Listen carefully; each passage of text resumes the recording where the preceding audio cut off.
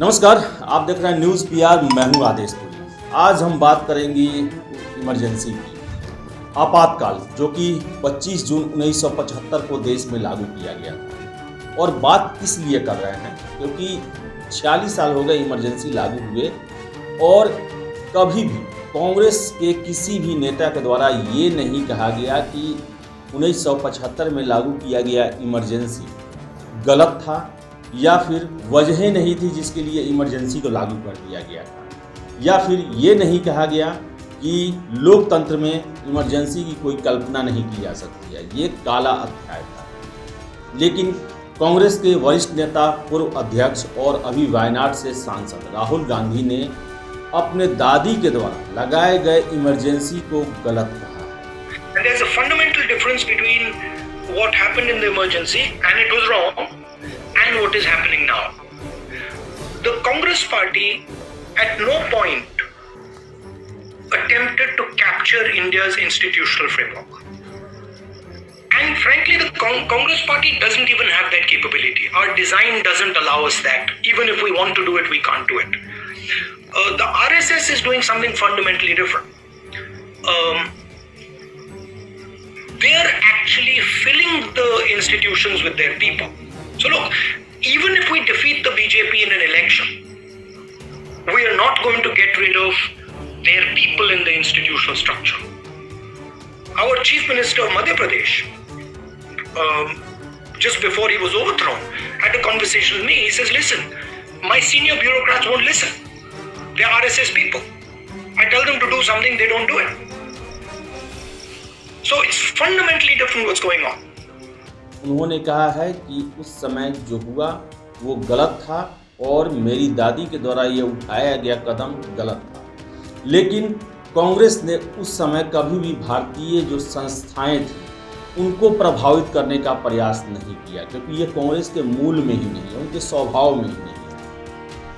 चलिए आपको हम ऑडियो सुनाते हैं जब 26 जून 1975 को Indira Gandhi all India radio के माध्यम से देश के नागरिकों को बताती हैं कि देश में इमरजेंसी लग गया है। भाइयों और बहनों, राष्ट्रपति जी ने आपातकाल की घोषणा की है। इससे आतंकित होने का कोई कारण नहीं है। तो जैसा कि आपने सुना कि इंदिरा गांधी ने कहा कि देश में आपातकाल की घोषणा कर दी गई है और इससे पैनिक होने की, किसी तरह से आतंकित होने की जरूरत नहीं है। आखिर देश में इमरजेंसी क्यों लगाया गया?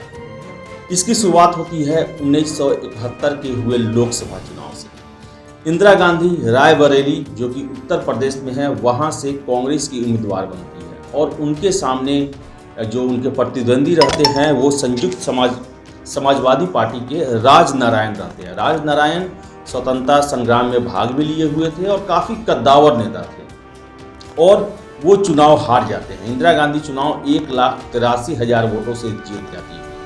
लेकिन राजनारायण जो हैं इस चुनाव के खिलाफ इलाहाबाद हाई कोर्ट में एक याचिका दायर करते हैं और उनके वकील बनते हैं शांति भूषण। ये वही शांति भूषण हैं जिनके बेटे प्रशांत भूषण आप आम आदमी पार्टी के पूर्व नेता रह चुके हैं और सुप्रीम कोर्ट के वरिष्ठ वकील हैं और जो सरकार के खिलाफ और एक तरह से एक्टिविस्ट की भूमिका निभाते हैं और देश के जितने भी गर्म मुद्दे हैं उन पर लेकर वो सुप्रीम कोर्ट में बहस करते हैं, याचिकाएं डालते हैं। तो शांति भूषण ने केस लड़ा और उस समय सुनवाई कर रहे थे जस्टिस जगमोहन सिन्हा। इस मामले की आरोप लगा था कि इंदिरा गांधी ने सरकारी मशीनरी का दुरुपयोग किया था चुनाव के दौरान और चुनाव आचार संहिता के अनुसार आप किसी भी सरकारी व्यक्ति या सरकारी मशीनरी या सरकारी पैसे का उपयोग चुनाव के दौरान नहीं कर सकते हैं। अगर आप ऐसा करते हैं तो आपके चुनाव को रद्द कर दिया जाएगा। इंदिरा गांधी पे आरोप लगा था कि उनके सचिव जो थे यशपाल कपूर, उन्होंने वहाँ पर जितने भी चुनावी जो अभियान हो रहे थे उसकी तैयारियों में उन्होंने भाग लिया था। और दूसरा आरोप ये लगा था कि उनका एक मंच का निर्माण किया गया था रायबरेली में, जो कि उत्तर प्रदेश के सरकारी कर्मचारियों के फंड के पैसे से किया गया था। और जस्टिस जगमोहन ने इसकी सुनवाई की। उन पर बहुत सारे दबाव डाले गए उनके अनुसार कि उन्हें बहुत सारा लालच दिया गया। सुप्रीम कोर्ट में न्यायाधीश बनने का भी ऑफर दिया गया कि आप अपने फैसले को ऐसे रखें कि जिससे इंदिरा गांधी को कोई हार्म ना पहुंचे, उनके जो चुनाव प्रक्रिया में भाग लिया था, उन्होंने जो चुनी गई थी वो प्रभावित न हो।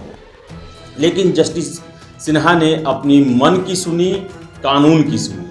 उन्होंने 12 जून 1975 को जो फैसला सुनाया, उस फैसले के हिसाब से इंदिरा गांधी का 1971 में रायबरेली से चुना जाना जो है वो रद्द कर दिया गया। इसके साथ ही साथ उन्हें 6 साल के लिए चुनाव लड़ने से पर बैन लगा दी गई। लेकिन एक राहत ये भी दिया गया कि वो इस फैसले के खिलाफ सुप्रीम कोर्ट में अपील कर सकती है और उसके लिए समय भी दिया गया। ये बहुत बड़ा संकट था इंदिरा गांधी पे, क्योंकि उनकी अगर सदस्यता ही खत्म हो जाती है तो ऐसे में वो प्रधानमंत्री नहीं रह सकती। और उस समय पैरेलल एक और मुद्दा भी चल रहा था। पूरे बिहार में, गुजरात में छात्रों का आंदोलन चल रहा था। बिहार में छात्र संघर्ष समिति यहाँ के छात्रों के द्वारा बनाया गया था और वो बिहार में अब्दुल गफूर की सरकार को हटाना चाहते थे, क्योंकि उनके हिसाब से जो उनकी शासन जो था वो छात्रों के हितों के खिलाफ था। और इसी समय जो जननायक जयप्रकाश नारायण थे, उनकी भी इंदिरा गांधी से अच्छे से नहीं पड़ती थी और वो लगातार इंदिरा गांधी पर मनमानी करने और देश की जो संवैधानिक व्यवस्था है उस पर प्रहार करने का आरोप लगाते थे। बता दें आपको कि जननायक जेपी जो थे वो नेहरू जी के काफ़ी करीबी थी और आज़ादी के बाद उन्होंने कोई भी पद नहीं धारण किया था भारतीय लोकशाही में। इवन जो खबरें आती हैं उनके मुताबिक जवाहरलाल नेहरू ने उन्हें उप प्रधानमंत्री पद का ऑफर दिया था, लेकिन उन्होंने किसी पद लेने के बजाय जनता के बीच में जाकर उनकी समस्याओं को जानना और उससे सरकार को अवगत कराना, इसी भूमिका में रहना उन्होंने पसंद किया। और इंदिरा गांधी के लगातार लिए जाने वाले ऐसे फैसले जो कि देश के हित में नहीं थे, उसके खिलाफ जेपी भी काफ़ी मुखर हो जाते हैं और 1974 में पटना के गांधी मैदान में ही वो छात्रों को संबोधित करते हुए, पूरे देश से छात्र आए थे, उन्होंने संपूर्ण क्रांति का नारा दिया। और आपको बता दें कि इंदिरा गांधी के पास बहुत बड़ा संवैधानिक संकट आ गया था। उनका जो सीट जो था वही खत्म हो गया था और ऐसे में अब विचार हो रहा था कि किसी दूसरे कांग्रेसी नेता को प्रधानमंत्री बना दिया जाए, तब तक के लिए जब तक कि इंदिरा गांधी इन पूरे मामले से साफ सुथरी बाहर न निकल जाए। लेकिन उनके छोटे बेटे संजय गांधी इसमें इंटरफेयर करते हैं और उनका सीधे मानना था कि कांग्रेस में बहुत सारे लोग जो हैं वो पद के लोभी हैं, एक बार प्रधानमंत्री बन जाएंगे तो फिर वो इंदिरा गांधी को कभी भी वो बाहर नहीं आने देंगे इन सब मामलों से, यानी कि उनको फंसाते रहेंगे और सत्ता को अपने हाथ में कर लेंगे। और यही कारण था कि इंदिरा गांधी ने फैसला लिया कि देश में कुछ ऐसा किया जाए जिसके कारण इमरजेंसी लग सके, सत्ता उनके हाथों में रह सके। आपको बता दें कि इमरजेंसी आर्टिकल 352 के तहत देश में कुछ कंडीशन है, उसके खिलाफ उस समय लगाया जाता था, जैसे कि बाह्य आक्रमण, आंतरिक सशस्त्र विद्रोह, ये कुछ मामले थे। लेकिन वह उस समय 1975 में ऐसी कोई भी परिस्थितियाँ नहीं थी कि देश में आंतरिक गड़बड़ी का हवाला दिया जा सके, बहाना खोजा जा रहा था। इसी बीच 25 जून 1975 को जयप्रकाश नारायण की रैली होती है रामलीला मैदान दिल्ली में और उन बड़ी जनसभा को संबोधित करते हुए जेपी का एक लाइन, जो कि इंदिरा गांधी के लिए एक बहुत बड़ा मुद्दा बन जाता है और उसी आधार पर वो इमरजेंसी लगा देती है। उसमें जेपी द्वारा ये कहा गया कि सरकार का कोई भी गैर कानूनी हुक्म जो कि असंवैधानिक लगे, पुलिस और मिलिट्री उसे न माने। और इसी बयान को इंदिरा गांधी ने कहा कि ये देश में जो है वो आंतरिक स्तर पर बगावत करने के लिए प्रेरित किया जा रहा है। और यही कारण है कि इंदिरा गांधी ने अपने सुबह दिए गए ऑल इंडिया रेडियो के माध्यम से बयान में कहा कि एक जना, यानी कि जना की तरफ से उनका संबोधन था जयप्रकाश नारायण। इमरजेंसी लगती है देश में 25 जून की रात। राष्ट्रपति उस समय फखरुद्दीन अली अहमद रहते हैं और उनके पास कागज जाता है और सिग्नेचर कर दिया जाता है उनके तरफ से। 26 जून को इंदिरा गांधी संबोधित करती है जनता को और उसके बाद शुरू होता है प्रेस पर सेंसरशिप, यानी कि सबसे पहले तो जितने भी प्रेस थे वहाँ के बिजली काट दिए जाते हैं और प्रेस को ये आदेश दिया जाता है कि आपको कोई भी खबर छापने से पहले उसे सरकार से परमिशन लेना पड़ेगा, सरकार के सामने आपको अपने खबरों को रखना पड़ेगा। पूरे प्रेस के द्वारा इसका विरोध होता है, ब्लैंक पेपर कुछ निकाले जाते हैं। एक तरह से कहें तो अभिव्यक्ति की स्वतंत्रता खत्म हो जाती है, प्रेस पूरी तरह से ठप हो जाते हैं। 372 के अंतर्गत जो है कुछ प्रावधान किए गए हैं। सबसे पहले तो इसमें है मौलिक अधिकार को रद्द कर दिया जाता है। प्राण एवं दैहिक स्वतंत्रता जो आर्टिकल 21 में है, इसके अलावा कोई भी आपके मौलिक अधिकार नहीं रहेंगे।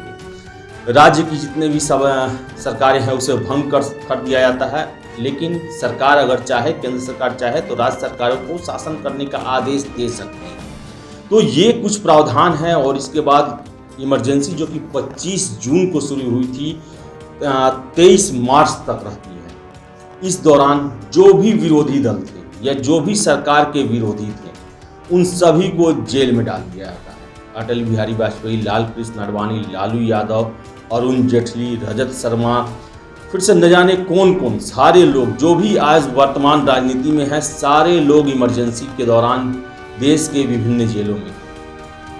अंततः 1977 आते आते इंदिरा गांधी को एहसास होता है कि देश में उनके खिलाफ एक बहुत बड़ा उबाल हो गया है और जनता भी जो है वो इमरजेंसी से उब चुकी है और उनकी जो प्रसिद्धि है घट रही है। ऐसे में 1977 में इंदिरा गांधी के द्वारा 23 मार्च को इमरजेंसी खत्म करने की घोषणा होती है और देश में आम चुनावों की घोषणा भी होती है। और इसमें जो है जनता पार्टी, जो कि सभी दल मिलकर बनाए हुए थे, उनको विजय मिलती है और इंदिरा गांधी की हार होती है। उनके बेटे संजय गांधी की भी हार होती है। और आपको बता दें कि 1952 से देश में शुरू हुए आम चुनाव में ये पहली बार होता है 1977 में कि गैर कांग्रेसी शासन का स्थापना होता है। इमरजेंसी की बहुत सारी कहानी है, जहाँ जो संजय गांधी द्वारा शुरू किया गया स्वच्छता अभियान, उसके दौरान भी दिल्ली में जो तुर्कमान गेट है वहाँ पे बहुत सारे दंगे फसाद हुए। शहरीकरण के नाम पर, फिर से स्वच्छता के नाम पर, फिर से जनसंख्या कंट्रोल करने के लिए ज़बरदस्ती नसबंदी प्रोग्राम चलाया गया। तो इमरजेंसी के दौरान एक काला अध्याय रहा और कांग्रेस ने आज तक इसको लेकर जो है पश्चाताप सार्वजनिक मंचों से नहीं किया था। इमरजेंसी को कभी भी गलत नहीं ठहराया था।